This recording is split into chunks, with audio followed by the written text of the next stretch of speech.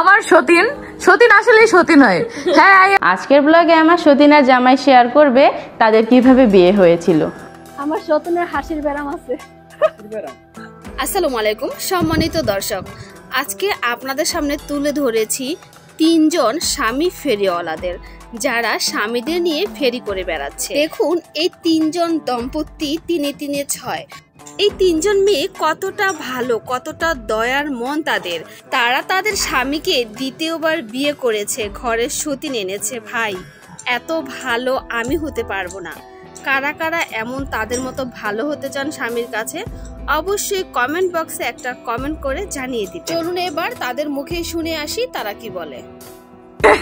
আমার সতীন সতীন আসলে সতীন হয়। হ্যাঁ, আমি আরো কইছি চা বানানোর কথা, চা বানাইবো তো ভালো কথা। রুটি নিয়ে জিজ্ঞাসা সাহেব ভাই, রুটি দিয়া পাউরুটি বানাই, পাউরুটি দিয়া কি কইছস ডিম টোস্ট। আজকের ব্লগে আমার সতীন আর জামাই শেয়ার করবে তাদের কিভাবে বিয়ে হয়েছিল। আর যদি টাইটেল অনুযায়ী বলতে যাই, ছোট সতীন কি জামাইকে পরকীয়া করে বিয়ে করেছিল। তো গাইস, আমার ছোট বউয়ের সাথে আমার বিয়েটা কিভাবে হয়েছিল তা বলার আগে আমার সতীনের হাসির ব্যারাম আছে। ওই অনেকে বলে যে কি হাসি খাইলে না কিন্তু হাসি হয়, কি হাঁস খাইলে হাসে, হাসি খাইলে হাসি না, হাসি কি জানি বলে, কি হাসি কি জানি না হাসি। আমরা লোক এমনি বেশি আপনার লাগে আমরা বেশি আমরা বলে পাগল আছে কিছু কিছু মেন্ডেল, তবে আমার সতীন আবার মেন্ডেল। অনেকে কয় যে আমার সতীনের মাথায় সমস্যা, এর লেগে নাকি বিয়ে করেছে।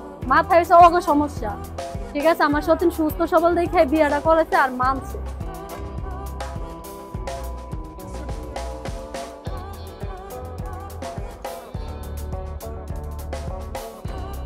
দুই বধূ এক স্বামী। কিছুদিন হয়তো বা পরে দেখা যাবে এদের মাঝেও ঝগড়া হবে, এদের মাঝেও একজন শিক্ষা নিতে হবে। এদের মাঝে বিশেষ একটা চমক আছে, সেটা হচ্ছে তিশা ছিল অনেক বেশি চালাক আর আখি ছিল বোকা।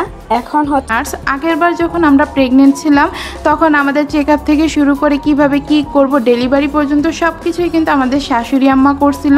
আর এবারও তিনিই করবেন। আর তিনি একজন সিনিয়র নার্স, 30 বছর ধরে এই পেশাটার মধ্যে আছে।